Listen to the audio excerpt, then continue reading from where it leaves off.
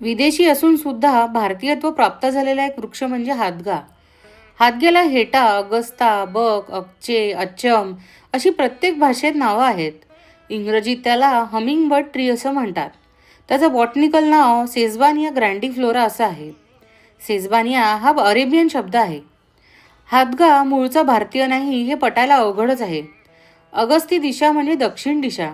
त्या दिशेकडील ठिकाणं म्हणजे मलेशिया आणि ऑस्ट्रेलिया या भागातला हा वृक्ष असल्याने याला अगस्ता हे नाव पडलंय. तो भारतात नक्की कधी आणला गेलाय हे समजू शकलं नाहीये. जुन्या आयुर्वेदिक ग्रंथांमध्ये याचा उल्लेख नाहीये असं माझ्या वाचण्यात आलं होतं. पण नक्कीच हा वृक्ष भारतात फार पूर्वी आणला गेला असणार. कारण त्याचे अगस्ता आणि बक हे संस्कृत नावं सुद्धा आहेत.